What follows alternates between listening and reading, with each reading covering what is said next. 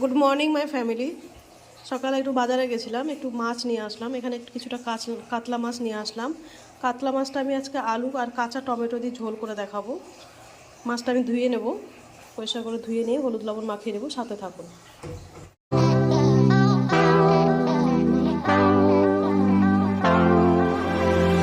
হয়ে গেছে, ভালো করে হলুদ লবণ মাখিয়ে নিয়েছি।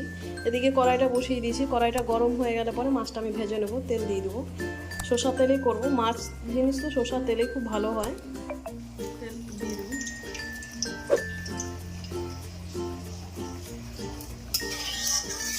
মাছগুলো দিয়ে দেবো। তেলটা গরম হয়ে গেছে।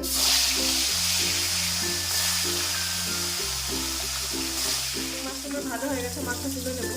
আর কিছুটা মাছ আছে, আর 2-3 পিস আছে, একসাথে পরে ভেজে নেবো মাছটা। তেলটা গরম হয়ে গেছে, গোটা জিরা দিয়ে দেবো।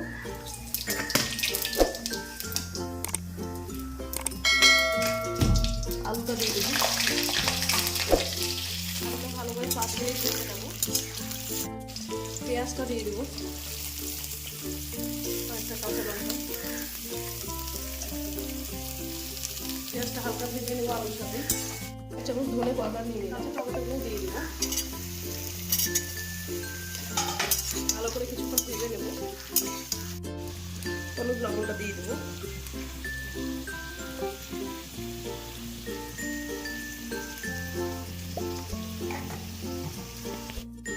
লবণটা পরিমাণ মতো দিয়ে দেবো। আমি টমেটোটা ভালো করে ভেজে নিয়েছি, মশলাটা দিয়ে দেবো।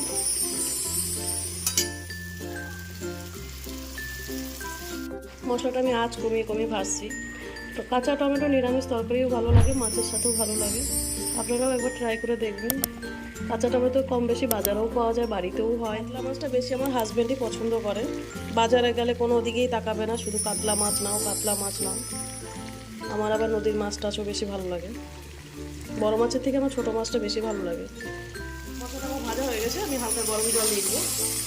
গরম জল করে রেখে দিয়েছিলাম। একটু ফুটে গেলে মাছগুলো দিয়ে দেবো। জলটা আমার ফুটে গেছে, মাছগুলো আমি দিয়ে দেবো। মাছগুলো আমি ঢাকা দিয়ে রেখে দেবো। তুলে নিলাম, হয়ে গেছে সব সিদ্ধ। আমি একটু ধনে পাতা দিয়ে দেবো।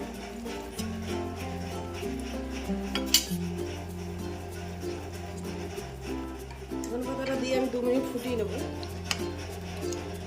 হয়ে গেছে মাছের ঝোলটা, আমি নামিয়ে নেব।